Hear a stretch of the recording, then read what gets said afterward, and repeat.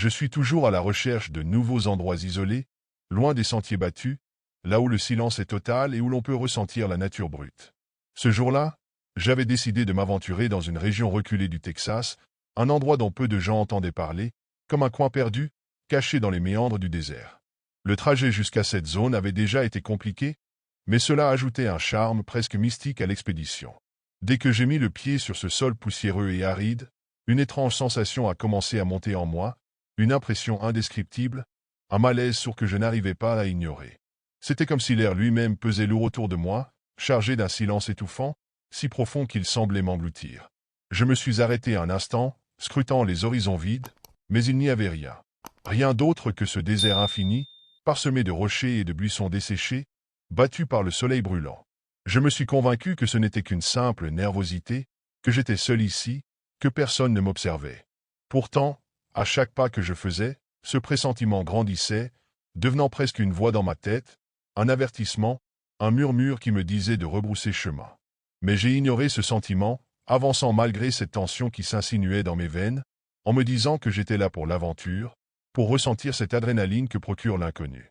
Chaque pierre, chaque ombre paraissait différente, comme si l'endroit avait une vie propre, comme si le désert lui-même m'épousait dans son silence immuable.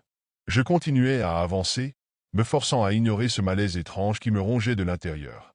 La chaleur était étouffante, et la terre sous mes pieds semblait presque trembler, comme si elle contenait quelque chose de vivant qui luttait pour s'échapper. J'avais parcouru peut-être 1 kilomètre de plus, en longeant des formations rocheuses érodées et en contournant des buissons desséchés, lorsque soudain, le sol se déroba sous mes pieds. Je n'ai pas eu le temps de réagir. Mon pied droit s'enfonça dans une fissure que je n'avais pas vue, et, en une fraction de seconde, je glissai violemment dans un gouffre étroit. Je ressentis une violente secousse alors que mon corps était aspiré vers le bas, grattant mes bras et mes jambes contre les parois rugueuses. La descente semblait interminable, un glissement chaotique et incontrôlable dans ce tunnel d'argile et de roches qui s'écrasait contre moi avec une force brutale. Finalement, je m'arrêtai brusquement, mon corps coincé dans une étroite crevasse.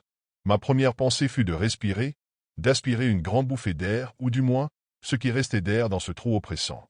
L'obscurité était totale. Seuls quelques rayons de lumière parvenaient à percer les interstices de la roche au-dessus, mais ils n'étaient pas suffisants pour que je puisse réellement distinguer les détails de mon environnement. C'est alors que je pris conscience de ma situation. Ma jambe droite était coincée sous moi, pliée dans une position inconfortable, et ma main gauche cherchait désespérément quelque chose à quoi s'agripper.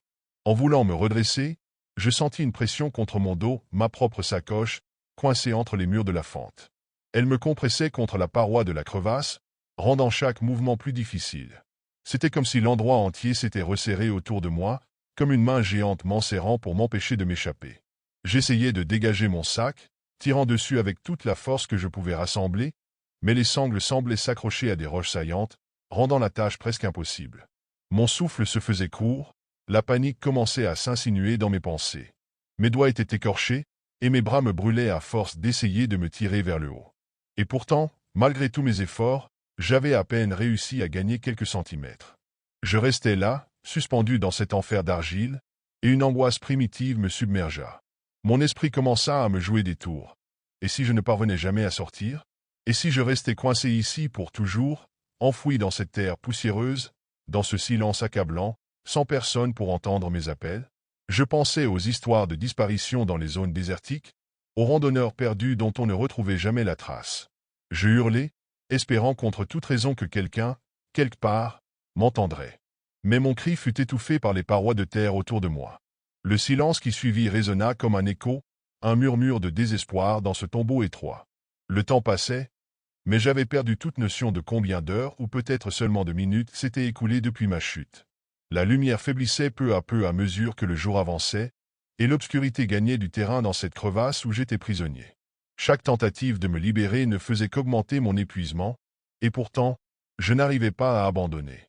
Il y avait ce besoin vital de continuer, de me battre, même si une petite voix au fond de moi murmurait que mes efforts étaient vains. Alors que je tentais de me hisser à nouveau, une vague de solitude me frappa de plein fouet. J'étais littéralement au milieu de nulle part, dans un endroit que personne ne connaissait, à des kilomètres de toute civilisation. La terre me comprimait, m'enfermant dans une étreinte glaciale et implacable. Je réalisai soudain que ce sentiment de solitude n'était pas seulement physique. C'était bien plus profond, comme si le désert lui-même se réjouissait de m'avoir piégé. Comme s'il avait attendu ce moment depuis des siècles. Je m'adossai contre la paroi, essayant de reprendre mon souffle, mais la claustrophobie s'insinuait en moi, une peur viscérale qui grimpait dans ma gorge, me coupant presque la respiration. Mon cœur battait si fort que j'entendais ses pulsations résonner dans mes oreilles, chaque battement accentuant l'intensité de ce silence pesant. C'était un silence total, à peine troublé par le léger frémissement de poussière qui tombait parfois de la paroi. Avec cette solitude venait une réalisation glaçante. Personne ne savait où j'étais. Personne n'avait la moindre idée de mon emplacement, et même si quelqu'un se rendait compte de ma disparition, il serait pratiquement impossible de me retrouver ici. L'idée de mourir dans cet endroit abandonné, sans que mon corps soit jamais retrouvé, me terrifiait. Ce désert silencieux, indifférent, semblait déjà me considérer comme une partie de lui, prêt à m'absorber dans son étendue aride et sans fin. J'essayais de chasser ces pensées, mais le désespoir revenait inlassablement, comme une vague qui refusait de se retirer. Mon esprit oscillait entre la lutte pour survivre et l'angoisse croissante d'être voué à l'oubli. À mesure que le crépuscule tombait, l'obscurité se faisait de plus en plus dense dans la crevasse. La faible lueur du jour qui filtrait encore au-dessus de moi s'effaçait lentement, plongeant mon corps dans une pénombre oppressante. Alors que la nuit gagnait du terrain, une étrange sensation s'empara de moi. Ce silence qui m'avait jusque-là paralysé commença à être rompu par de légers bruits, presque imperceptibles, venant des profondeurs de la crevasse. Au début, je pensais que c'était mon esprit qui me jouait des tours, le fruit d'une imagination débordée par la peur. Mais plus je tendais l'oreille, plus les sons devenaient clairs, des murmures, des chuchotements indistincts, comme si des voix émergeaient du fond de la terre. Ces sons n'avaient rien de naturel, ils semblaient provenir de quelque chose d'ancien et d'oublié, comme si le sol lui-même renfermait des souvenirs de vie passée, de présences invisibles qui s'éveillaient dans les ténèbres. Mon cœur battait à tout rompre. J'étais incapable de discerner ce que ces voix disaient, mais elles murmuraient avec insistance, créant une mélodie angoissante qui s'enroulait autour de moi. Parfois, il me semblait entendre mon propre nom, susurré par une multitude de voix lointaines. Un frisson me parcourut l'échine. Ces chuchotements donnaient l'impression que quelque chose m'observait, une présence qui rôdait dans l'obscurité, comme si le désert lui-même prenait vie pour me tourmenter. Mes yeux tentaient de percer les ombres, mais tout semblait se confondre. Peu à peu, des formes indistinctes apparurent à la lisière de ma vision, des ombres mouvantes, des silhouettes vacillantes qui glissaient dans les ténèbres, me fixant silencieusement. Je ne pouvais dire si elles étaient réelles ou le fruit de mon esprit en détresse, mais l'angoisse montait en moi, me paralysant. J'avais l'impression que ces choses se rapprochaient, lentement, comme si elles attendaient le moment parfait pour m'atteindre. La panique s'intensifiait, mais j'étais piégé, incapable de fuir ou de me défendre. Mon souffle devenait haletant, résonnant dans la crevasse, se mêlant aux murmures comme une symphonie cauchemardesque. Ces présences invisibles semblaient se nourrir de ma peur, s'enfonçant plus profondément dans mon esprit avec chaque seconde qui passait. Après ce qui m'a semblé être des heures de terreur dans l'obscurité totale, j'ai senti une montée soudaine de désespoir, mais aussi une poussée d'adrénaline. Quelque chose au fond de moi, un instinct de survie que je ne pouvais ignorer, me disait qu'il fallait agir, et vite.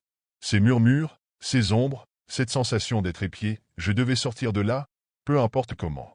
Si je restais plus longtemps, je savais que je ne tiendrais pas, que je finirais par perdre la raison ou pire encore. Rassemblant toutes mes forces, je me mis à bouger, tirant de toutes mes forces sur mes bras, essayant de me hisser vers le haut malgré les parois qui me comprimaient. Mes doigts étaient en sang, chaque muscle de mon corps brûlait de douleur, mais j'ignorais tout cela. La seule chose qui comptait, c'était de m'éloigner de cette fente sombre et de ces présences qui semblaient se rapprocher. Finalement, dans un effort désespéré, je parvins à décoincer ma jambe et à dégager ma sacoche, qui se déchira sous la pression, libérant mon dos. Avec un dernier sursaut de volonté, je me hissai hors de la crevasse, aspirant à plein poumon l'air glacial de la nuit. Je me retrouvai allongé sur le sol poussiéreux, à la surface, le ciel étoilé au-dessus de moi. L'effroi s'étomissait peu à peu, mais une étrange sensation d'angoisse continuait de me ronger. Alors que je m'éloignais en boitant, épuisé mais reconnaissant d'être libre, un dernier frisson parcourut mon corps. Avant de partir, j'osai un regard en arrière vers la crevasse. Et c'est là que je les vis, des formes sombres, semblables aux ombres que j'avais aperçues dans les profondeurs, se dessinaient au bord du gouffre, me regardant silencieusement. Leurs contours indistincts semblaient m'observer avec une intensité glaciale, comme pour me rappeler que j'étais un intrus, et que la prochaine fois, je n'aurais peut-être pas autant de chance. Sans perdre une seconde de plus, je pris mes jambes à mon cou, m'éloignant de ce lieu maudit, une seule pensée en tête. Jamais, au grand jamais, je ne reviendrai ici. Nous étions enfin arrivés au lac, en plein cœur du Texas. L'air était lourd mais calme, et seul le bruit des grillons et du vent dans les arbres venait troubler ce silence presque oppressant. Avec ma femme et mes 2 enfants, nous avions décidé de passer quelques jours loin de la ville, en pleine nature, pour déconnecter de notre quotidien et retrouver un peu de paix. Le camping était isolé, perdu entre des collines et des bois épais. Il n'y avait personne d'autre autour de nous, juste le reflet de la lune sur le lac noir, étendu devant nous comme une vaste étendue de mystère insondable. La première nuit, après avoir installé notre tente et allumé un feu de camp, nous nous sommes assis en silence, émerveillés par la beauté du ciel nocturne. Les étoiles brillaient d'une manière que je n'avais jamais vue auparavant. Elles semblaient si proches, presque à portée de main. Les enfants étaient captivés, leurs yeux fixés sur la voûte céleste, tandis que nous, les adultes, savourions cette tranquillité rare et précieuse. C'était un de ces moments où tout semblait parfait, suspendu dans le temps. Mais, étrangement, il y avait aussi une sensation latente d'inquiétude, quelque chose de subtil, difficile à décrire.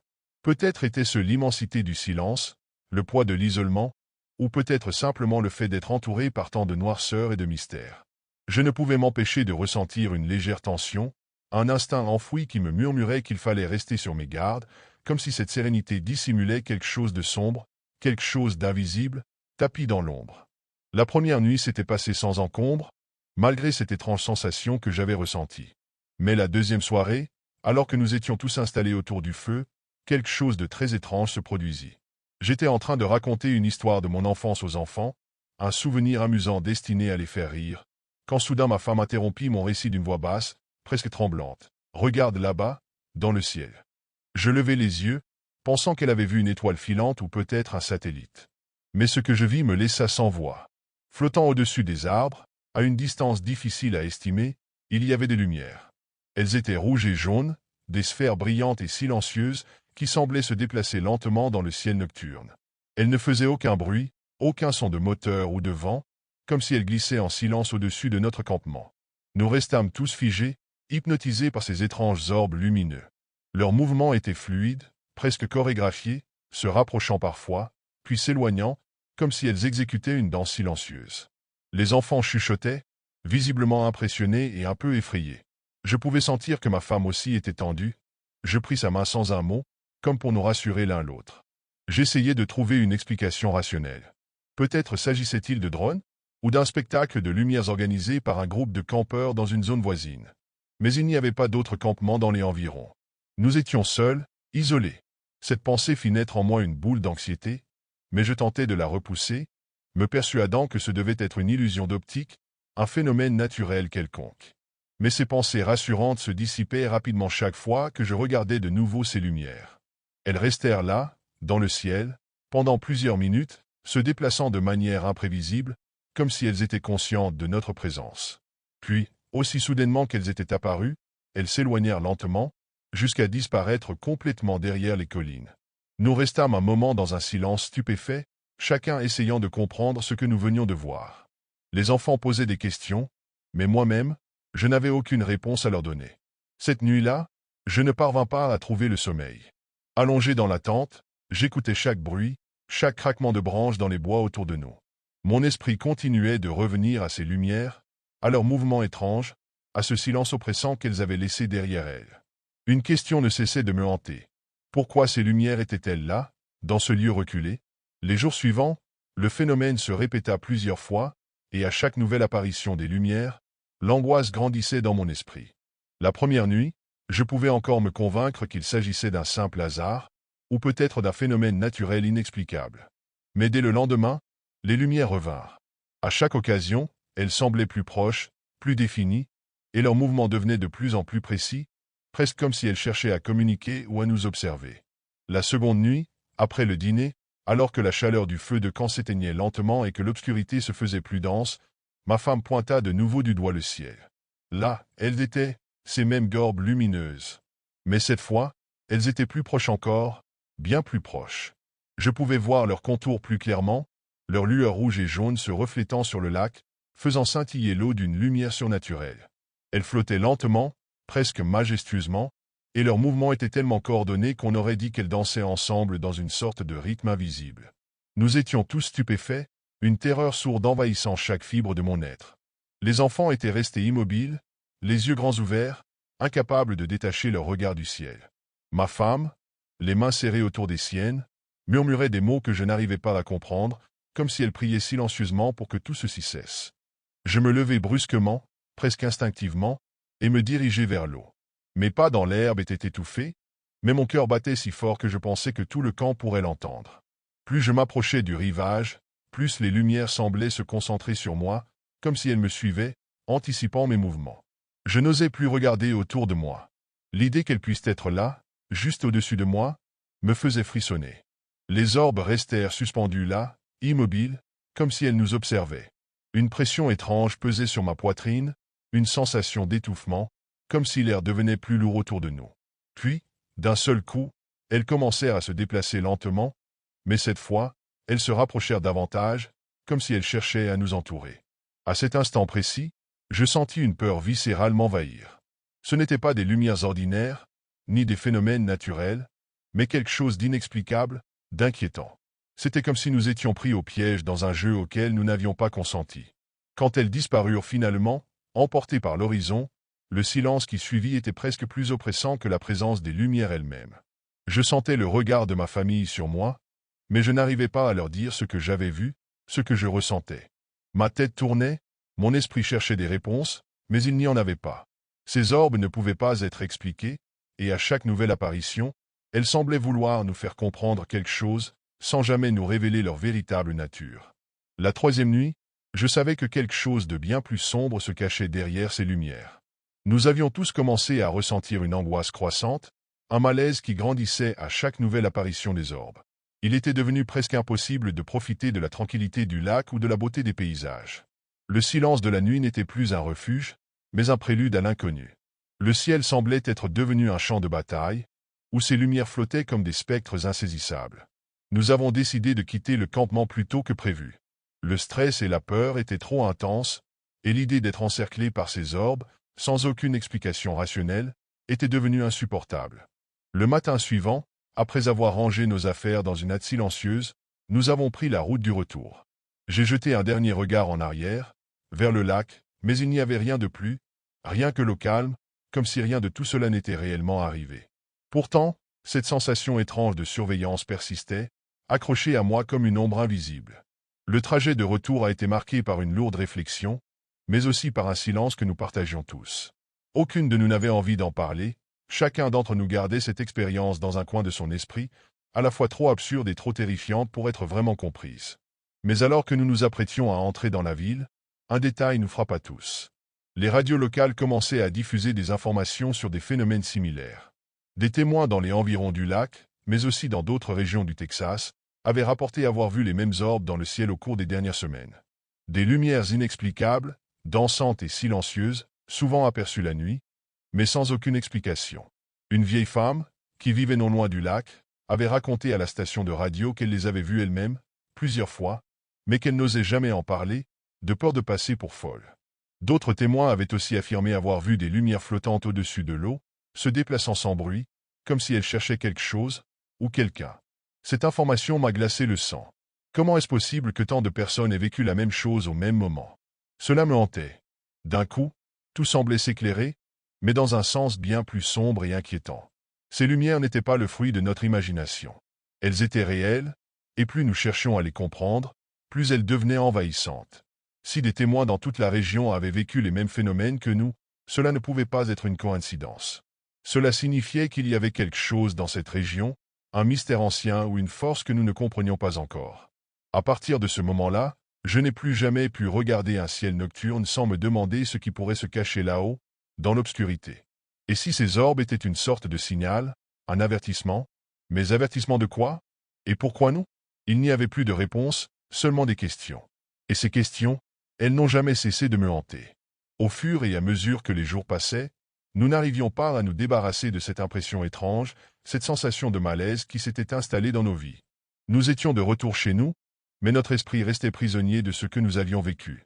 Les enfants en parlaient encore parfois, avec une curiosité mêlée de peur, mais moi, je ne savais pas quoi leur dire. Que devrais-je leur expliquer? Que ces lumières n'étaient pas naturelles, qu'elle ne pouvait pas être simplement ignorée. Un soir, après avoir évité de parler de l'incident pendant plusieurs jours, je décidai de faire des recherches.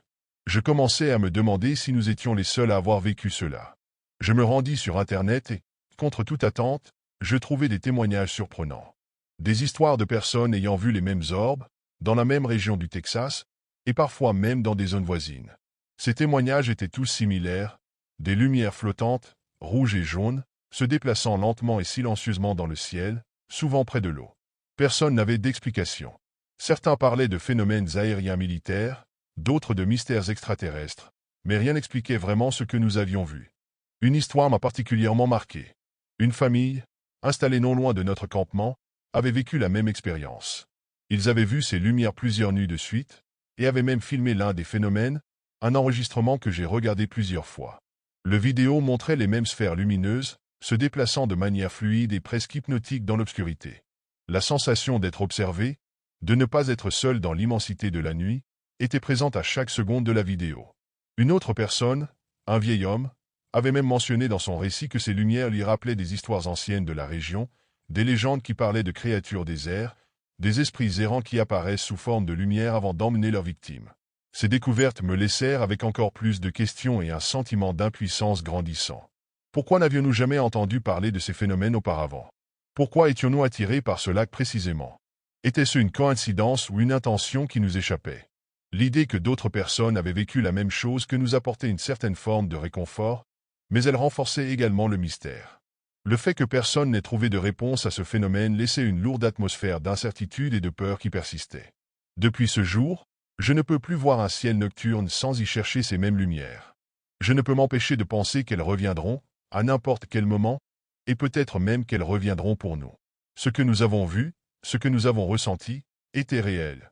Et ce phénomène, il est toujours là, quelque part, attendant la prochaine personne assez audacieuse pour s'aventurer dans ces eaux sombres. Est-ce que nous avons été les seuls à voir ces orbes? Peut-être. Mais une partie de moi sait qu'ils sont encore là, dans l'obscurité, en silence. Et ils attendent.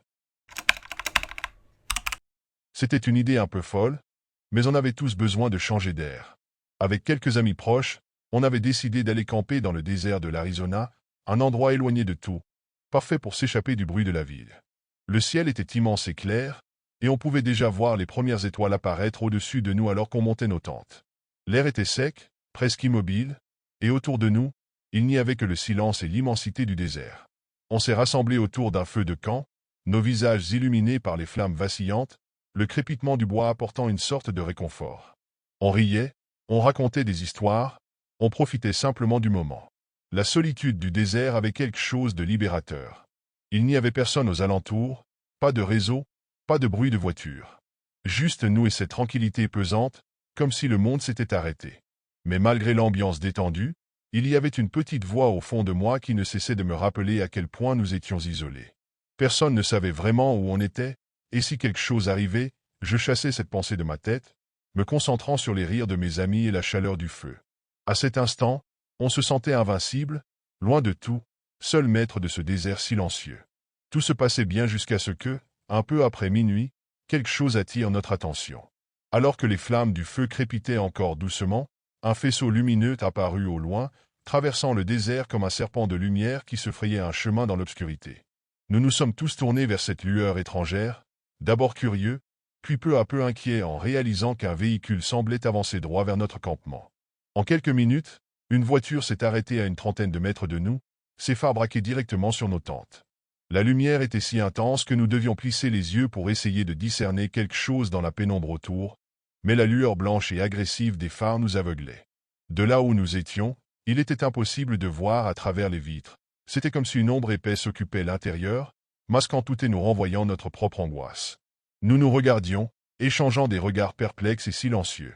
Qui viendrait ici, dans le désert, en plein milieu de la nuit, pour simplement rester immobile et observer d'autres campeurs?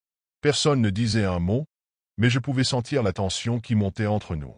Un de mes amis proposa de faire signe ou d'aller voir, mais personne ne voulait vraiment se lever et s'approcher de cette voiture mystérieuse. Elle restait là, immobile, les phares braqués sur nous, comme un prédateur silencieux, guettant le moment parfait pour fondre sur sa proie. Les minutes s'étiraient dans une étrange lenteur. Peut-être n'étaient-elles que quelques-unes, mais pour moi, Elle semblait interminable. Je pouvais sentir mon cœur battre de plus en plus fort, chaque pulsation résonnant dans mes tempes, amplifiant la peur sourde qui commençait à s'insinuer en moi. L'idée de rester là, figé sous le regard de cette voiture inconnue, devenait insupportable. J'avais l'impression que cette lumière perçait à travers moi, exposant une vulnérabilité que je n'avais jamais ressentie auparavant. Le silence autour de nous, d'habitude si apaisant, prenait maintenant une teinte sinistre. C'était comme si même les bruits du désert s'étaient éteints, comme si le monde entier retenait son souffle, en attente d'un événement inconnu. Nous étions piégés sous ces faisceaux de lumière blanche, incapables de bouger, incapables de penser clairement. C'était comme si la voiture elle-même exerçait une pression invisible, une sorte de pouvoir inexplicable qui nous tenait cloués sur place.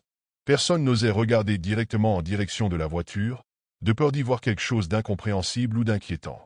Mais nous pouvions tous sentir une présence, quelque chose de palpable et oppressant, comme si quelqu'un ou quelque chose nous scrutait avec une attention malveillante, étudiant chacun de nos mouvements, chacun de nos souffles. Puis, dans un moment de tension presque insoutenable, l'un de mes amis murmura, à peine audible. « Qu'est-ce qu'ils attendent? Pourquoi ils restent là, juste à nous observer ?» Sa voix, bien que basse, résonna dans l'air froid, nous rappelant brutalement à quel point la situation était anormale. Ce n'était pas d'un simple hasard, et aucun de nous ne pouvait se défaire de cette impression que nous étions devenus, malgré nous, les acteurs d'une scène qui échappait à toute logique. Et soudain, après ce qui semblait être une éternité, la lumière des phares s'éteignit brusquement. Le désert autour de nous retomba dans une obscurité totale, et nous restâmes là, paralysés, écoutant le léger bruit de moteur alors que la voiture disparaissait dans la nuit noire, sans un mot, sans un geste. Mais même après son départ, la sensation de ce regard invisible, de cette menace voilée, resta gravée en nous. Après le départ de la voiture, nous sommes restés immobiles, comme pétrifiés, le regard perdu dans la direction où elle s'était volatilisée dans l'obscurité. Mais l'angoisse, elle, ne s'était pas dissipée. Au contraire, elle semblait s'épaissir, comme si le silence avait gardé en lui l'étrange présence qui venait de nous observer. Même le crépitement rassurant du feu ne suffisait plus à apaiser notre malaise. Tout autour de nous, l'obscurité du désert était devenue une mer de ténèbres insondables, pleine de recoins où l'inconnu pouvait se cacher. Chacun de nous essayait de reprendre contenance, mais c'était comme si une chape invisible s'était abattue sur notre groupe. Personne n'osait briser ce silence pesant, de peur de réveiller quelque chose qui rôdait peut-être encore dans l'ombre. À chaque bruissement du vent, à chaque craquement du bois dans le feu, notre nervosité montait d'un cran. Le désert, autrefois majestueux et calme, nous paraissait maintenant hostile, comme s'il abritait une présence qui n'attendait qu'un moment de faiblesse pour nous atteindre. Un de mes amis, d'habitude si jovial et courageux, murmurait qu'il avait la désagréable impression d'être observé. Ce sentiment, que nous avions tous ressenti pendant que les phares nous aveuglaient, s'était transformé en quelque chose de plus insidieux, comme si, même dans l'obscurité totale, il y avait des yeux invisibles posés sur nous, scrutant chaque mouvement. J'avais moi-même cette sensation étrange que quelque chose se cachait juste au-delà de notre vision, là où la lumière du feu s'estompait dans la nuit noire. Nous avons commencé à échanger des chuchotements nerveux, chacun tentant de rationaliser ce qui venait de se passer. Peut-être était-ce un groupe de campeurs perdus, des locaux qui cherchaient à s'amuser aux dépens de citadins comme nous, mais au fond, aucune de ces explications ne faisait vraiment sens. Pourquoi serait-il resté si longtemps à nous observer sans sortir du véhicule? Pourquoi cette aura de menace silencieuse? La plupart d'entre nous avaient fini par abandonner toute tentative de comprendre, préférant se convaincre que le danger était passé. Cependant, l'ambiance ne s'améliorait pas. Nous avions tous peur d'aller nous coucher dans nos tentes, craignant de nous retrouver isolés les uns des autres. La petite voix dans ma tête me disait que cette nuit n'était pas comme les autres, que quelque chose de sombre nous encerclait. Finalement, nous avons décidé de rester assis autour du feu, serrés les uns contre les autres, guettant le moindre signe de mouvement dans l'obscurité. Alors que nous restions autour du feu, notre vigilance ne faiblissait pas, mais l'épuisement commençait à se faire sentir. Les heures passaient, et chaque minute semblait plus lente que la précédente, alourdie par cette peur persistante d'un retour éventuel du mystérieux véhicule. De temps à autre, quelqu'un jetait un coup d'œil rapide dans l'obscurité, comme pour vérifier que nous étions seuls. Mais au fond de nous, personne ne croyait réellement à cette solitude. Le désert nous paraissait désormais comme une cage, ces ténèbres regorgeant d'ombre qui semblaient nous surveiller, se déplacer silencieusement aux confins de notre vue. Lorsque finalement, l'aube commença à poindre, apportant avec elle les premières lueurs du jour, une étrange sensation de soulagement et de malaise s'empara de nous. Nous étions vivants, intacts, Mais quelque chose en nous avait changé. C'était comme si le désert lui-même nous avait testés, scruté nos peurs les plus profondes, avant de nous relâcher. Alors que le soleil baignait peu à peu le paysage d'une lumière orangée, nous avons pris le courage de quitter notre petit cercle de sécurité autour du feu pour inspecter les environs. C'est là que nous avons remarqué les empreintes de pneus autour de notre campement. Elles n'étaient pas seulement là où la voiture s'était arrêtée, elles faisaient un cercle, englobant tout notre site, comme si elle avait roulé en silence autour de nous pendant que nous étions trop distraits pour nous en rendre compte. Ce détail glaça le sang de chacun de nous. Cette voiture ne s'était pas seulement arrêtée pour nous observer, elle avait patiemment tourné autour de nous, comme un prédateur observant ses proies. Personne ne parlait, mais dans le regard de chacun, on pouvait lire la même pensée. Cette voiture n'était pas là par hasard. Elle semblait presque animée d'une intention. Que ce soit l'œuvre de quelqu'un cherchant à nous effrayer, ou quelque chose de plus inexplicable, nous ne voulions plus prendre de risques. Avec les premières lueurs du matin, nous avons rapidement décidé de plier le campement. Personne ne voulait rester là une minute de plus. Sans échanger beaucoup de mots, nous avons rangé nos affaires dans un silence lourd, chacun encore hanté par les événements de la nuit. Je pouvais sentir la tension dans chacun de mes amis, leurs mains tremblantes et leurs gestes précipités trahissant une peur profonde. Personne ne regardait en direction des empreintes de pneus qui entouraient notre campement, mais elles étaient dans toutes les têtes. Alors que nous terminions de charger les sacs dans la voiture, un détail glaçant s'est révélé. Au centre exact du cercle laissé par le véhicule, là où nous avions passé la nuit, se trouvait une petite marque, presque imperceptible dans la terre.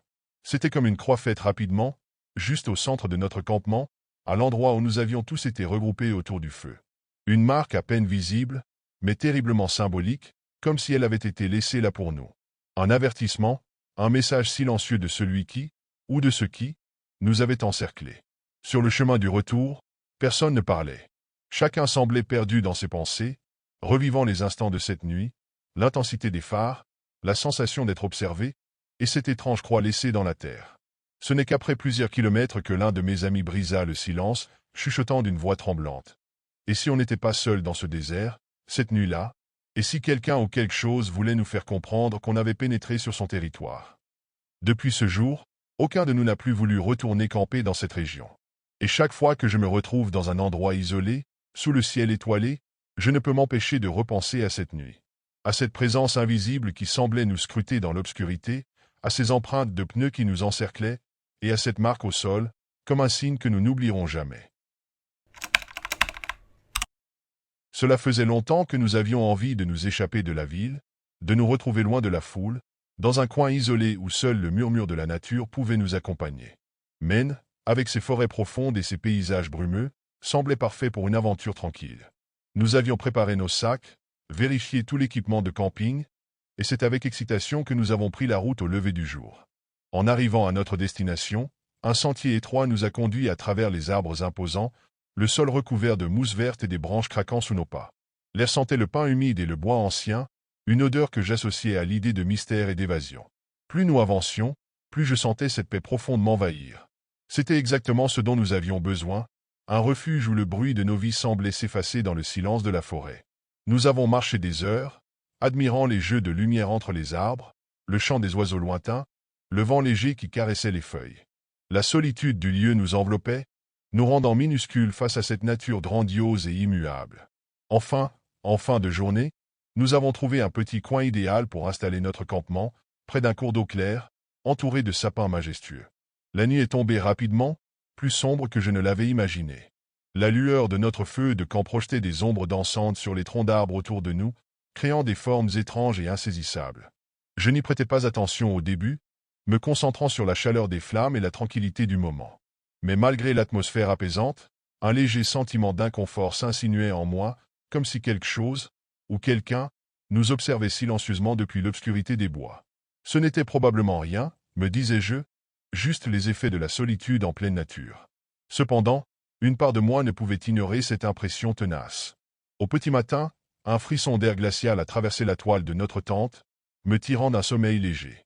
La lumière douce de l'aube filtrait entre les arbres, baignant la forêt d'une lueur pâle et irréelle. Mon compagnon dormait encore, mais quelque chose m'avait réveillé, comme une sensation étrange qui flottait dans l'air. Curieuse et un peu inquiète, j'ai lentement ouvert la fermeture de la tente, écartant le tissu avec précaution pour regarder dehors. Et c'est là que je l'ai vu. À quelques mètres de notre campement, un homme se tenait là, immobile, parfaitement droit, fixant notre tente sans un mot. Il était vêtu de manière curieuse, presque démodée, portant une vieille chemise de flanelle et un pantalon usé, ses pieds enfoncés dans des bottes poussiéreuses qui semblaient avoir traversé des kilomètres de forêt. Son visage, blême et creusé, contrastait avec l'obscurité dense des arbres derrière lui. Mais ce qui m'a le plus troublé, c'était son regard, vide, glacé, comme s'il ne voyait pas vraiment ce qu'il regardait. Mon cœur a raté un battement. Pendant un instant, j'ai pensé que mes yeux me jouaient un tour, que cette silhouette n'était qu'une illusion provoquée par le manque de sommeil ou par l'ambiance étrange de la forêt. Mais il était bien là, aussi réel que le froid mordant du matin. Je l'ai observé, hypnotisé, sans bouger, espérant qu'il partirait s'il voyait que nous l'avions remarqué.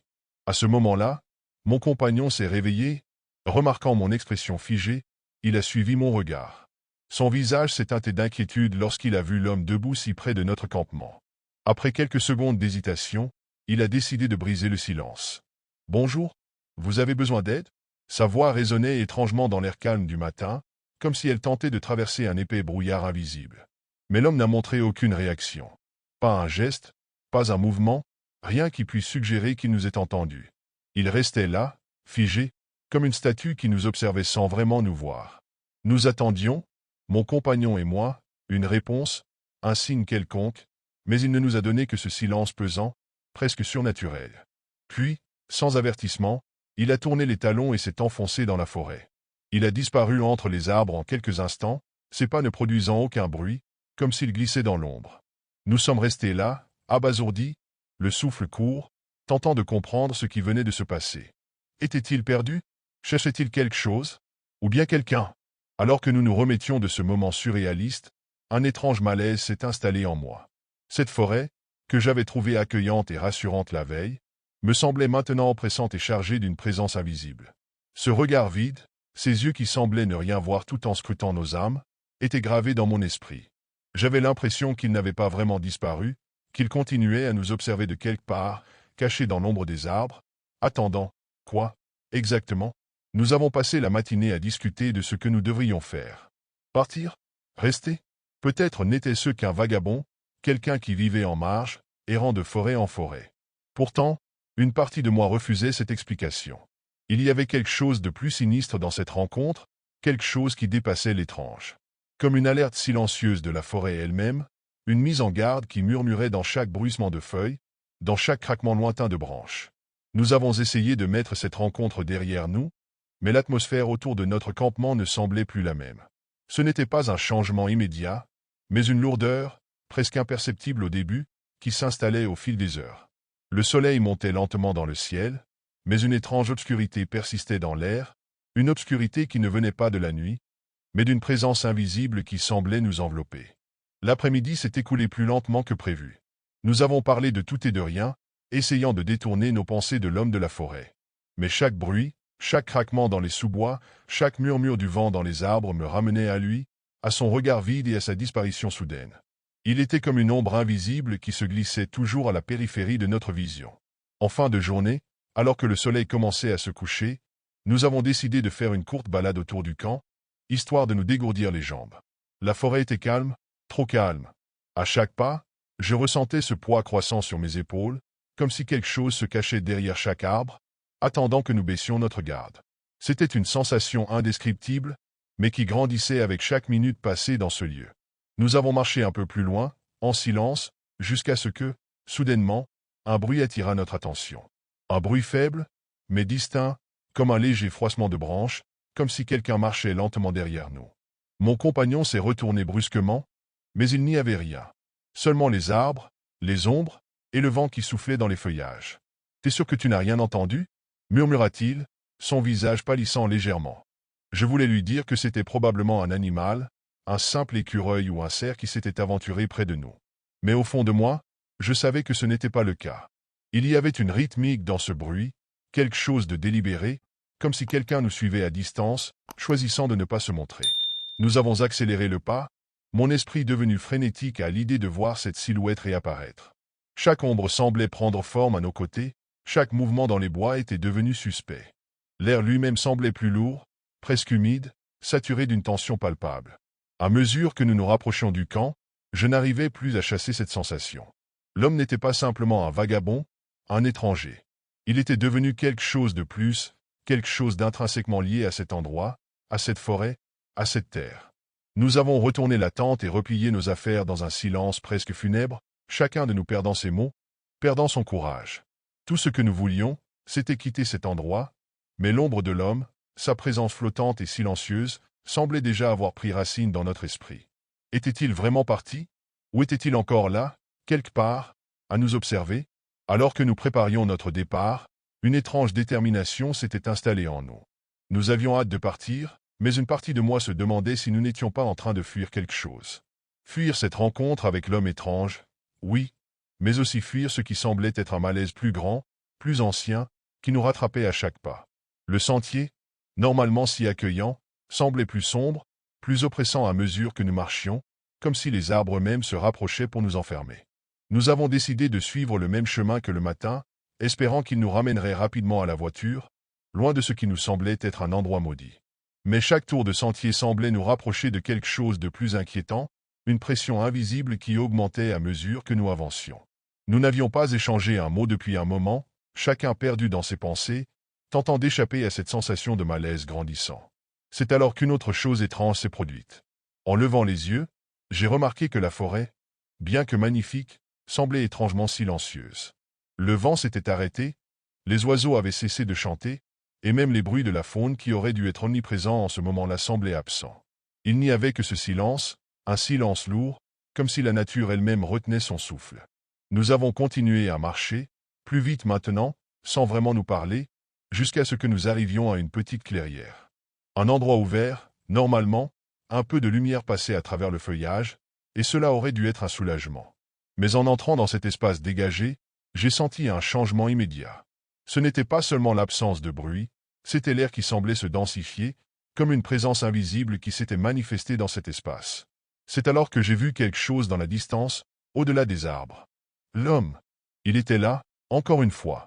Cette fois, il ne se tenait pas immobile comme la première fois. Non, il se déplaçait lentement, comme un spectre errant entre les troncs d'arbres, toujours trop loin pour que nous puissions l'identifier clairement, mais suffisamment proche pour que sa silhouette soit inoubliable. Il marchait dans une direction délibérée, mais à une allure étrange, comme s'il n'avait aucun but précis, juste l'envie de nous suivre, ou peut-être de nous observer de plus près. Mon compagnon s'est arrêté, pétrifié, et j'ai senti la panique m'envahir. Nous étions seuls, en plein cœur de la forêt, et cet homme semblait nous poursuivre, nous traquer sans raison. Je savais qu'il n'était pas simplement un simple promeneur, il n'était pas un habitant de ce lieu. Il était quelque chose d'autre, une manifestation d'une réalité tordue et invisible, quelque chose qui n'appartenait pas à ce monde. Puis, au moment où nous avons voulu nous éloigner, quelque chose de plus insidieux s'est produit. Je me suis retourné, cherchant à retrouver l'homme dans ma ligne de vision, mais il avait disparu. Tout autour de nous semblait comme figé dans le temps, comme si l'air lui-même avait cessé de respirer. Nous avons continué à avancer, mais maintenant, chaque bruit, chaque mouvement autour de nous semblait nous enfermer un peu plus dans ce piège. J'avais l'impression que la forêt, elle aussi, avait pris part à cette étrange chasse. Comme si nous étions les proies, et l'homme l'ombre, tapi dans l'obscurité, prêt à se révéler à nouveau au moment où nous nous y attendrions le moins. La tension dans l'air était palpable alors que nous continuions à avancer, chacun de nous marchant plus vite, poussé par un mélange de peur et de confusion. La forêt, qui semblait autrefois accueillante, était devenue un labyrinthe sans fin, un endroit où chaque ombre et chaque bruit semblaient nous porter vers un danger invisible. J'avais l'impression que quelque chose était en train de se resserrer autour de nous, comme un piège que nous avions, sans le savoir, activé dès le moment où nous avions posé notre campement. Nous avions finalement atteint un autre sentier, celui qui menait directement à la route, au moins, nous pensions cela. Mais à mesure que nous marchions, une sensation étrange m'a envahi. Je n'arrivais pas à me débarrasser de l'idée que nous étions toujours suivis. Ce n'était pas un bruit distinct, ni même une vue claire. C'était un sentiment, une pression constante, comme si nous n'étions pas seuls. Je n'osais plus me retourner, de peur de voir l'homme apparaître à nouveau derrière nous, comme une ombre prête à surgir du néant. Et puis, alors que la lumière commençait à se dissiper, je l'ai vu. Cette silhouette, là, tout près du chemin, juste au-delà de la portée de la lumière du jour mourant. Il était là, toujours aussi silencieux, aussi immobile. Cette fois, je n'ai pas osé le regarder directement. J'ai senti une frayeur viscérale se glisser en moi, une terreur qui n'était pas simplement due à sa présence, mais à l'idée qu'il faisait partie de quelque chose de bien plus vaste, un élément de cette forêt, une créature ou une entité plus ancienne que nous. Mon compagnon, lui aussi, avait vu l'homme. Il a halté, ses jambes tremblant sous lui. Mais il n'a pas dit un mot, il n'a pas bougé. Nous étions tous les deux paralysés par une peur sourde, une peur qui allait au-delà de l'incompréhension. L'homme, une fois encore, n'avait pas réagi, mais il était là, comme un miroir, une silhouette qui se fondait parfaitement dans les ombres qui nous entouraient. Un frisson m'a traversé l'échine, et dans un élan de panique, j'ai pris la main de mon compagnon et je l'ai tiré en avant, loin de cet endroit. Nous avons couru, aussi vite que nous le pouvions, sans nous retourner, comme si en regardant derrière nous, nous risquions de nous retrouver pris dans un piège irréversible. La peur m'étreignait, une peur que je ne pouvais expliquer, une peur pure, instinctive. Je savais au fond de moi que nous n'étions pas simplement en train de fuir un homme étrange, mais que nous essayions d'échapper à une présence qui nous observait, qui nous savait, qui nous suivait depuis le moment où nous avions décidé de camper ici. Finalement, après ce qui m'a semblé une éternité, nous avons atteint la voiture. Nos jambes étaient lourdes, notre souffle court, mais nous avions l'impression que quelque chose, ou quelqu'un, était toujours là, juste derrière nous, attendant. Nous avons démarré, en silence, le moteur ronronnant comme un avertissement à l'idée de ce que nous venions de vivre. Mais même alors que nous roulions sur la route, je n'arrivais pas à me débarrasser de cette impression. L'homme n'était pas parti. Il était toujours là, quelque part, dans la forêt, ou peut-être, dans notre esprit, comme une ombre qui ne voulait pas disparaître. Et pendant le reste du trajet, j'ai continué à me demander, étions-nous vraiment seuls dans cette forêt ce matin-là, ou était-ce simplement le début de quelque chose de plus sombre? Nous avions tous besoin de cette évasion. Après des semaines de travail épuisant, moi et mes 3 amis avions enfin planifié ce week-end en pleine nature, loin de la ville et de son agitation. Nous avions choisi une forêt reculée, un endroit dont peu de gens avaient entendu parler, précisément parce qu'on nous avait dit qu'il n'y avait jamais personne. Une véritable retraite, entourée de silence, de grands arbres et d'air pur. Lorsque nous sommes arrivés, la lumière dorée de la fin d'après-midi baignait la forêt d'une chaleur presque irréelle. Les rayons du soleil filtraient à travers les branches, projetant des ombres dansantes sur le sol couvert de feuilles. On pouvait entendre le doux chant des oiseaux et, par moments, le bruissement lointain d'un écureuil se déplaçant dans les arbres. C'était exactement ce que nous recherchions. Nous avons passé notre première heure à monter les tentes, riant et plaisantant, parfois avec des gestes maladroits. Marc, toujours le plus organisé, nous dirigeait tout en vérifiant que tout était bien sécurisé. Chacun s'occupait de sa tâche, et malgré quelques bâtons un peu tordus et des piquets récalcitrants, nos tentes ont pris forme. À cet instant, j'ai ressenti une profonde satisfaction. C'était la promesse d'un séjour parfait. Une fois le camp installé, nous avons pris un moment pour observer les alentours. Aucun bruit humain, aucun autre campement, pas la moindre trace d'autres visiteurs. Le calme était presque surnaturel, un silence dense, interrompu seulement par le souffle léger du vent dans les feuillages. C'était apaisant, mais quelque part en moi, une légère angoisse commençait à s'installer. Il n'y avait rien à craindre, et pourtant, cette sensation étrange de solitude absolue, d'être complètement coupé du monde, me donnait des frissons. En fin de compte, j'ai balayé cette inquiétude de mon esprit et je me suis concentré sur la soirée qui s'annonçait. Le soir tombait doucement, et nous étions tous réunis autour du feu de camp que nous avions réussi à allumer avec un certain mal de patience et d'adresse. Les flammes projetaient des ombres tremblotantes sur nos visages, et l'odeur de bois brûlé remplissait l'air. La lumière chaleureuse du feu nous rassurait, dissipant cette obscurité épaisse qui enveloppait la forêt. Dans cette ambiance, nous nous sentions en sécurité, presque invulnérables. Nous racontions des histoires drôles, riant de nos propres mésaventures en montagne et des vieilles légendes effrayantes que nous connaissions. Cependant, au bout d'un moment, alors que les rires s'estompaient et que le calme de la forêt revenait, un bruit sec, comme une pierre frappant le tissu, se fit entendre. La première fois, nous n'y avons pas vraiment prêté attention, pensant que c'était simplement un caillou tombé d'une branche ou peut-être un animal de passage. Mais quelques instants plus tard, une autre pierre heurta la tente de Marc avec un bruit sourd. « Qui fait ça ?» demanda-t-il en riant, regardant autour de nous comme si l'un d'entre nous avait lancé les pierres en guise de plaisanterie. Personne ne répondit, et nous échangions des regards interrogatifs. Nous étions seuls dans cette clairière, loin de tout. Aucune autre tente, aucun autre feu à l'horizon. L'idée que cela puisse être quelqu'un d'autre, peut-être un randonneur nocturne, était improbable. Et pourtant, une troisième pierre tomba, cette fois un peu plus près de là où je me trouvais. Un silence pesant s'installa.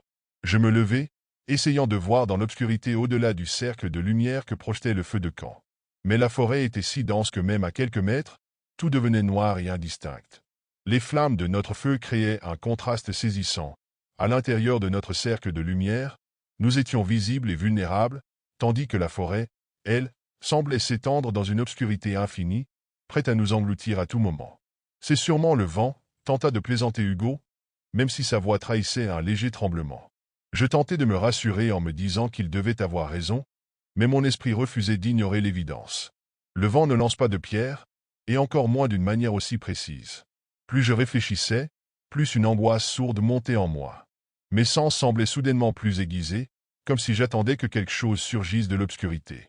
Quelques minutes passèrent sans autre incident, et nous essayâmes de reprendre la conversation. Mais le charme était rompu. Tous, nous jetions des coups d'œil nerveux autour de nous, cherchant à deviner d'où pouvaient venir les mystérieuses pierres. Puis, comme pour briser définitivement l'illusion de tranquillité, une nouvelle pierre vola dans notre direction, heurtant cette fois directement la paroi de ma tente avec une force inattendue. Mon cœur battait la chamade, et je me levai brusquement, criant presque dans le noir. « Qui est là? Montrez-vous » Seul le silence me répondit, un silence si dense qu'il semblait peser sur mes épaules. Les autres se levèrent également, leur regard fixé sur la ligne obscure des arbres qui nous encerclaient. Dans ce moment de tension, j'ai ressenti une peur viscérale, primitive. Il ne s'agissait plus d'une simple blague ou d'une étrange coïncidence. Quelque chose ou quelqu'un était là, tapis dans l'ombre, nous observant, lançant des pierres pour tester notre réaction. Marc proposa de faire le tour du campement, armé de nos lampes de poche, pour essayer de trouver la source des projectiles. Nous avançâmes ensemble, en silence, nos faisceaux de lumière traversant l'obscurité de manière hésitante. Les arbres autour de nous projetaient des ombres effrayantes, et chaque bruit de branches craquant sous nos pieds semblait amplifié, comme si la forêt elle-même respirait et observait nos moindres gestes. Après quelques minutes de recherche infructueuse, nous dûmes nous rendre à l'évidence, il n'y avait personne. Aucun bruit de pas, aucun signe de vie humaine autour de nous. Nous étions seuls. Pourtant, les pierres continuaient de nous atteindre, comme si l'obscurité elle-même conspirait pour nous tourmenter. Rassurés mais perturbés, nous décidâmes finalement de retourner près du feu, tous avec la même pensée en tête, bien que non dite. Quelque chose dans cette forêt semblait jouer avec nous, et nous n'avions aucune idée de ce que c'était. La nuit avançait, et malgré nos efforts pour rester calmes, une tension s'était installée entre nous, comme un fil invisible que la moindre perturbation pourrait rompre. Le feu de camp diminuait lentement, ses flammes léchant de moins en moins aux les branches noircies. J'avais proposé de rassembler du bois pour alimenter le feu, pensant qu'une lumière plus vive pourrait nous rassurer, mais personne n'osait s'éloigner du camp. La peur semblait nous enchaîner à ce cercle de lumière, comme si sortir de là revenait à franchir une frontière vers l'inconnu, vers quelque chose de dangereux. Alors que nous restions silencieux, tendus, un bruit sourd se fit entendre quelque part dans les profondeurs de la forêt, loin de notre clairière. C'était un cri, aigu, presque inhumain, qui résonna entre les arbres, se propageant dans l'air nocturne. Instantanément, mon sang se glaça.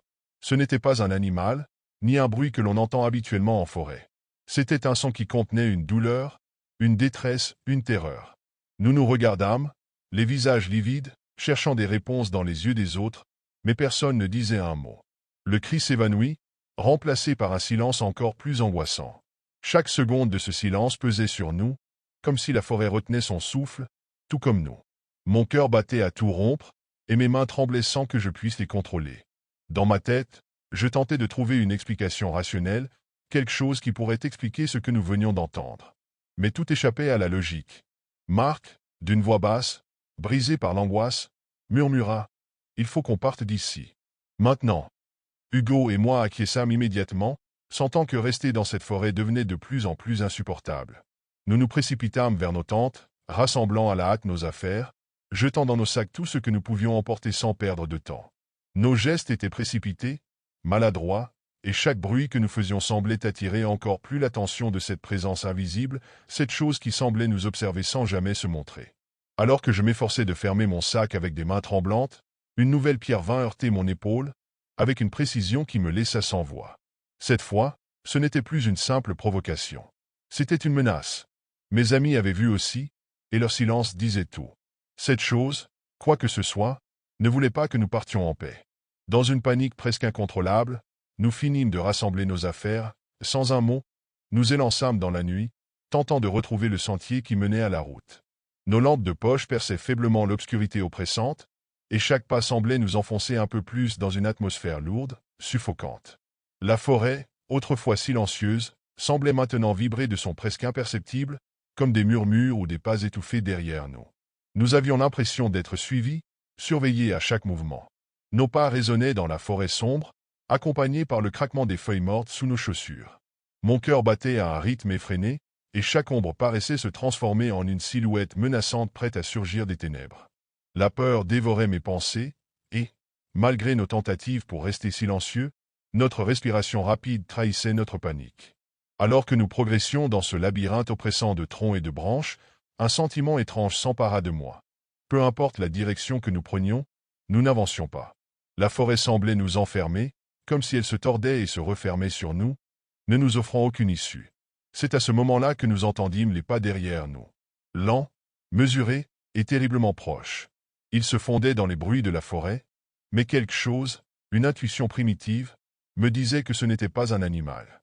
Nous nous arrêtâmes net, le souffle coupé, écoutant ces pas s'approcher, puis s'immobiliser à leur tour, comme si la chose qui nous suivait jouait un jeu cruel, se nourrissant de notre terreur. Marc, d'une voix tremblante, murmura « On n'est pas seul ». Personne n'osa répondre. Dans un accord silencieux, nous reprîmes notre course, plus vite cette fois, espérant distancer ce qui semblait se rapprocher inexorablement. Mes pensées tourbillonnaient, cherchant désespérément une explication rationnelle, mais la peur aveuglante m'empêchait de réfléchir. Soudain, Hugo, qui courait devant, s'arrêta brusquement, et je faillis lui rentrer dedans. Devant nous, juste au bord du faisceau de sa lampe, une silhouette se dressait, immobile, nous observant en silence. Elle était grande, sombre, et ses contours se fondaient presque avec les ombres de la forêt. Aucun de nous n'osait bouger, paralysé par une terreur pure. Je sentais mon esprit vaciller, comme si cette présence avait le pouvoir de pénétrer mes pensées les plus profondes et de s'y enraciner, faisant naître en moi une angoisse que je n'avais jamais connue. La silhouette, sans émettre un son, leva lentement une main dans notre direction, un geste calme, presque menaçant. Sans réfléchir, je saisis la main de Marc et tirai, criant « Courez !» Nous nous dispersâmes dans la forêt, chacun tentant de trouver une échappatoire, de fuir cette vision cauchemardesque qui semblait vouloir nous emprisonner à jamais dans les ténèbres. Nous courions à perdre haleine, le cœur battant à s'en rompre, nos lampes vacillant et projetant des ombres sinistres autour de nous. Chaque pas semblait nous rapprocher un peu plus de l'épuisement, mais la peur nous poussait au-delà de nos limites. Derrière nous, les bruits ne cessaient pas. Nous entendions des branches craquer, des feuilles remuer, comme si cette chose continuait à nous suivre, se mouvant dans l'ombre avec une fluidité presque surnaturelle. Finalement, la lueur d'une petite clairière apparut devant nous. À bout de souffle, nous nous arrêtâmes en espérant que cette ouverture dans la forêt pourrait offrir un moment de répit. Mais le calme qui régnait là était oppressant, comme si la clairière elle-même retenait son souffle, observant notre panique avec une patience sinistre. C'est alors qu'Hugo, le visage pâle et les yeux écarquillés, pointa du doigt quelque chose sur le sol, au centre de la clairière. Une série de pierres, disposées en cercle, formait une sorte de symbole étrange, presque rituel. Certaines de ces pierres étaient marquées de traces rouges, sombres et séchées, que nous n'avions pas remarquées dans l'obscurité. Un frisson glacial parcourut mon échine. Ce n'était pas un endroit où nous avions envie de rester, mais le cercle semblait émettre une aura, une énergie dérangeante qui nous hypnotisait, nous empêchant de partir. Un sentiment de malaise envahissait chacun de nous, comme si ce lieu avait été marqué par une ancienne malédiction, une présence qui attendait depuis des années, peut-être des siècles, que quelqu'un la réveille. Brusquement, un cri perça la nuit, terrifiant et inhumain, résonnant dans la clairière avec une puissance qui sembla faire vibrer l'air autour de nous. Ce n'était pas un cri d'animal, ni même de quelque chose de vivant. C'était un son qui exprimait la rage, la douleur et la solitude, comme si la forêt elle-même hurlait pour nous faire fuir. Sans réfléchir, nous quittâmes la clairière en courant, suivant le sentier qui, heureusement, semblait nous mener vers la sortie de la forêt. Nos corps étaient épuisés, mais la terreur nous poussait à aller toujours plus vite. Finalement, à l'aube, nous émergeâmes de la forêt, essoufflés, tremblants, et avec le sentiment troublant que nous venions d'échapper à quelque chose d'indicible. Ce jour-là, aucun de nous ne parla de ce que nous avions vu ni de ce qui nous avait suivis. Mais au fond de moi, je savais que ce voyage avait laissé une marque, un souvenir qu'aucun de nous n'oublierait jamais. Nous avions décidé, mes amis et moi, de passer un week-end en pleine nature, loin de la ville, loin de toute civilisation. On avait trouvé un endroit parfait, un coin complètement isolé, perdu au milieu de nulle part, où seuls les sons de la forêt accompagnaient le silence pesant de cet espace désert. C'était exactement ce qu'on cherchait, un peu de tranquillité, un peu de solitude, et peut-être même une touche de frisson que seule une nuit sous les étoiles pouvait offrir. Après avoir installé notre campement, on a décidé de partir en balade pour explorer les environs avant que le soleil ne se couche complètement. On avançait tranquillement, profitant de l'air frais et de la lumière dorée qui filtrait à travers les arbres. C'est à ce moment-là qu'on l'a vu, cet homme, seul, debout au loin, nous fixant. Il y avait quelque chose d'étrange chez lui.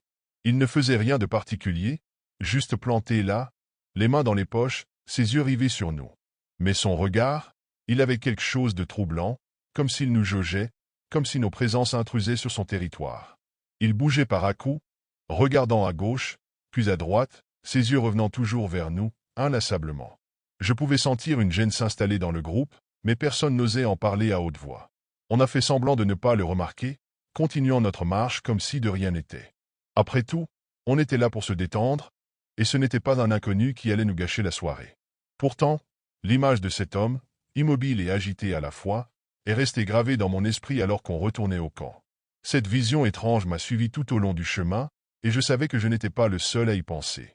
La nuit était tombée depuis peu, enveloppant le campement d'une obscurité épaisse et silencieuse. Les bruits de la forêt, d'abord réconfortants, avaient commencé à devenir oppressants. Autour de nous, l'obscurité semblait pesante, comme si elle se resserrait peu à peu, rendant chaque ombre plus inquiétante que la précédente. Nous étions assis autour du feu, essayant de détendre l'atmosphère, mais un malaise palpable planait dans l'air. La vision de cet homme que nous avions croisé plus tôt ne me quittait pas, et, à en juger par les visages tendus de mes amis, il semblait aussi perturbé que moi. Soudain, un bruit sourd retentit derrière les buissons, suivi de légers craquements, comme si quelqu'un marchait lentement entre les branches sèches, à quelques mètres de nous. Tous nos regards se tournèrent vers la source du bruit. Au début, on s'est dit que c'était sûrement un animal de la forêt, attiré par la lumière du feu ou l'odeur de la nourriture. Mais les bruits se faisaient de plus en plus proches, de plus en plus réguliers, presque trop lourds pour être ceux d'un animal sauvage. Nous nous sommes regardés, incertains, essayant de dissimuler la peur qui commençait à poindre dans nos yeux. Chacun retenait son souffle, écoutant attentivement, espérant que ce n'était qu'une simple coïncidence. Puis, à la lumière vacillante du feu, nous l'avons aperçu. L'homme que nous avions vu plus tôt, celui-là même avec son regard étrange. Il se tenait là, à la limite de la clairière, à moitié dissimulé par les arbres, observant notre campement avec une intensité glaciale. Son visage était presque inexpressif, mais il y avait quelque chose d'inquiétant dans son attitude, comme une tension contenue prête à exploser à tout moment. Il restait là, immobile, mais ses yeux suivaient chacun de nos mouvements. On ne savait pas quoi faire. Avait-il besoin d'aide? Était-il dangereux? La situation devenait de plus en plus pesante, et personne n'osait prendre la parole. Après quelques minutes, qui nous parurent une éternité, l'homme commença à faire quelques pas lents autour de notre campement, gardant toujours une certaine distance. Il marchait en cercle, les yeux fixés sur nous, comme un prédateur observant sa proie. Chaque mouvement de sa part semblait calculé, mesuré, ce qui rendait la scène encore plus terrifiante. Aucun de nous n'osait bouger ou faire un bruit, comme si cela allait déclencher quelque chose de terrible. À un moment, je sentis un frisson glacé parcourir ma colonne vertébrale. Il était si près que je pouvais presque discerner les traits de son visage à la lueur des flammes. Ses yeux étaient écarquillés, injectés de sang, et ses lèvres formaient une sorte de rictus indescriptible. On aurait dit qu'il se retenait de parler, ou pire, de faire un geste qu'il savait interdit. Finalement, après ce qui me sembla une éternité, un de mes amis, Pierre, tenta de briser la tension. « Excusez-moi, est-ce que tout va bien? Vous êtes perdu ?» Mais l'homme ne répondit pas, se contentant de pencher légèrement la tête, comme s'il réfléchissait à quelque chose d'incompréhensible pour nous. Son silence en disait long, et il rendait la situation encore plus inquiétante. Il était clair que quelque chose ne tournait pas rond, et que cet homme, quel qu'il soit, ne se trouvait pas là par hasard. Nous restions tous pétrifiés, incapables de prendre une décision. Partir? Lui demander de s'en aller? Tenter de l'ignorer? Rien ne semblait approprié. La peur montait en moi, un mélange de frustration et d'angoisse, alors que l'inconnu continuait de déambuler autour de notre campement, s'éloignant puis revenant à intervalles irréguliers. C'est alors que j'ai compris qu'on n'aurait jamais dû ignorer ce premier sentiment d'inquiétude lorsqu'on l'avait aperçu.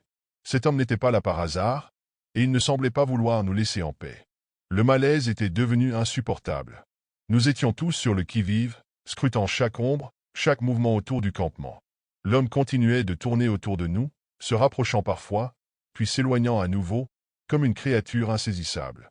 Plus il restait, plus il semblait devenir une présence oppressante. Nous avions essayé de rester calmes, de ne pas laisser notre peur prendre le dessus, mais à chaque instant, cette peur se renforçait. C'est alors que l'idée a surgi. Un de mes amis, Marc, proposa d'utiliser la seule chose qu'on avait sur nous et qui pourrait, peut-être, éloigner cet inconnu, une vieille buzina à air, que nous utilisions d'habitude pour signaler notre position lors de randonnées dans des endroits peu fréquentés. Le son était assez perçant pour faire fuir n'importe quel animal, et, espérait-on, il aurait le même effet sur cet homme étrange. Je pouvais voir dans les yeux de mes amis l'hésitation et l'inconfort, mais à ce moment précis, cela semblait être notre seule option. Marc se leva doucement, comme pour ne pas attirer trop d'attention, et se dirigea vers son sac. Il en sortit la buzina, l'observa un instant, puis se tourna vers nous. « D'accord, on essaie ça. On n'a rien à perdre, dit-il d'un ton presque ferme, mais tremblant de nervosité. Il prit une grande inspiration, puis souffla dans la buzina aussi fort qu'il le pouvait. Le son strident résonna dans la forêt, se propulsant à travers les arbres, comme un cri de détresse perçant la nuit. Un instant, tout sembla s'arrêter. Les bruits de la forêt cessèrent, et un silence glacé s'abattit sur nous, encore plus lourd que ce qu'on avait ressenti jusque-là. Puis, à la lisière du camp, l'homme s'arrêta net. Je ne pouvais pas voir son visage, mais je sentais son regard fixé sur nous, plein d'une rage contenue. Il ne bougeait plus, comme paralysé par le bruit. Puis, d'un coup, il se détourna, se retournant brusquement, et s'enfuit en courant dans la forêt sombre. Un soupir collectif s'échappa de nous tous. Nous étions sous le choc, mais un étrange soulagement se fit aussi sentir. Il était parti. Il semblait avoir été effrayé, mais il n'avait pas l'air de vouloir partir définitivement. Non, il se contentait de s'éloigner, mais il laissait derrière lui une présence omniprésente, comme une ombre qui ne voulait pas nous quitter. Pourtant, malgré ce moment de répit, une pensée persistait. Pourquoi avait-il réagi de cette façon? Était-il vraiment si facilement effrayé? Ou avait-il simplement attendu le bon moment pour s'approcher à nouveau? Une question persistante, qui flottait dans l'air comme un malaise qui ne voulait pas disparaître. Nous restâmes tous là, immobiles, écoutant attentivement la forêt. Il n'y avait plus de bruit de pas, plus de mouvement. Pourtant, cette étrange sensation de ne pas être seul ne nous quittait pas. Les secondes s'étiraient, et même si l'homme avait fui, nous avions tous la même pensée qui se répétait dans nos têtes. Et s'il revenait? La nuit s'étirait, et malgré le calme qui semblait revenir autour de nous, il était clair que notre tranquillité était fragile. L'atmosphère était tendue, comme si la moindre vibration dans l'air pouvait tout faire basculer. Nous avions tous ressenti cette sensation étrange, celle d'être constamment observés, comme si l'homme n'était pas vraiment parti mais attendait simplement le bon moment pour revenir. Le feu dansait toujours devant nous, projetant des ombres incertaines sur nos visages, mais aucun de nous n'osait vraiment se détendre. Chacun était sur ses gardes, ses yeux scrutant sans relâche les ténèbres. Nous n'avions pas parlé de ce qui venait de se passer. Chacun était perdu dans ses pensées, se demandant s'il avait bien vu ce qu'il avait vu, se demandant si ce moment allait marquer la fin de notre expé. Après tout, qui était cet homme? Pourquoi était-il là? Et pourquoi avait-il semblé si perturbé, presque comme s'il avait une raison précise de s'être approché de nous? Une partie de moi, peut-être naïve, voulait croire que tout cela n'était qu'une coïncidence, que nous avions simplement eu peur d'un homme un peu étrange, un solitaire perdu dans la forêt. Mais une autre partie, plus sombre, me disait qu'il y avait bien plus que cela derrière ses actions. C'est alors qu'un bruit inattendu brisa le silence. Un craquement sec, suivi de pas traînants. Ces bruits, qui venaient de l'orée du camp, étaient bien trop familiers pour que je puisse les ignorer. C'était lui. Il était là. Il s'approchait à nouveau. Un frisson glacé me parcourut, et mes yeux se fixèrent sur le cercle des arbres qui nous entouraient. J'essayais de rester calme, mais ma respiration s'accélérait, mes mains devenaient moites.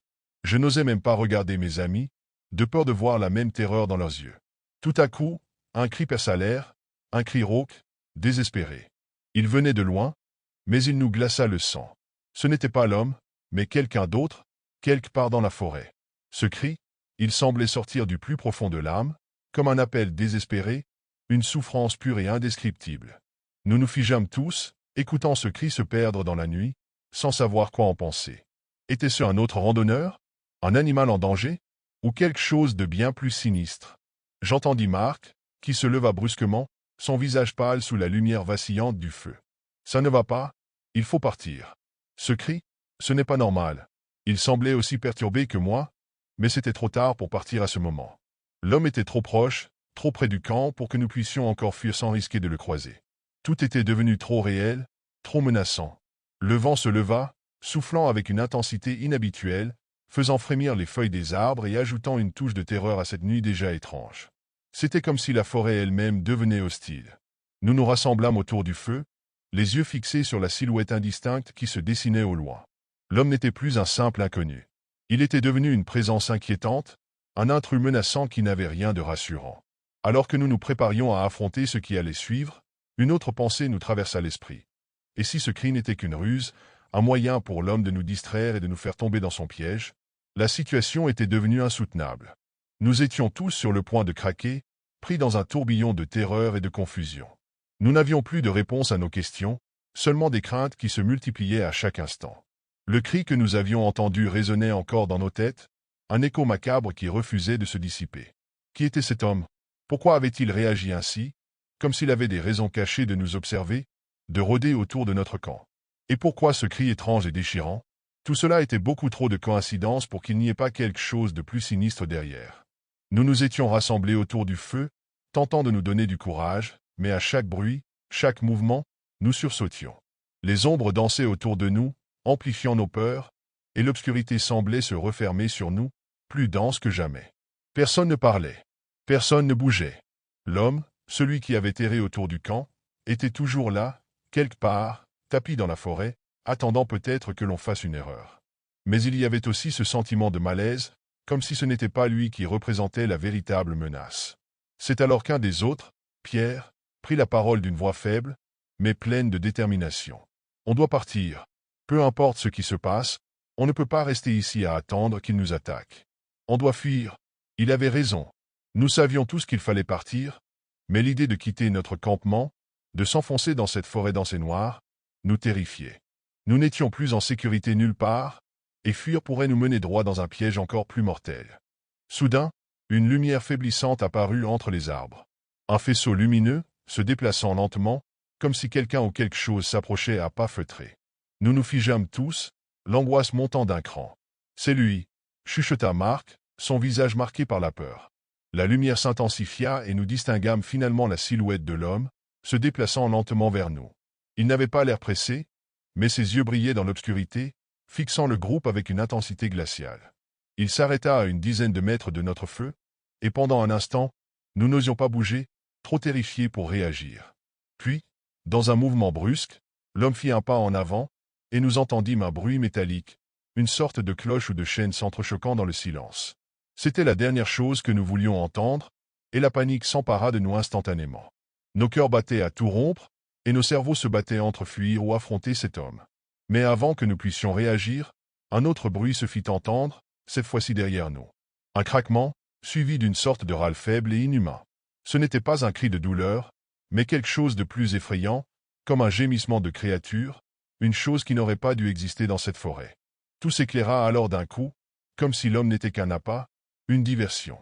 Nous n'avions plus le temps de réfléchir. Nous avons pris la fuite sans dire un mot, courant à travers les arbres, les branches fouettant nos visages, notre respiration haletante et frénétique. Mais même en courant, nous sentions que quelque chose nous suivait. Pas l'homme, mais une autre présence, quelque chose de plus ancien et de plus cruel. C'était comme si la forêt elle-même était devenue un piège vivant, nous enfermant dans ses griffes invisibles. Je jetai un dernier regard par-dessus mon épaule, et je vis, au loin, une lumière vacillante. L'homme, toujours là, mais il n'était plus seul,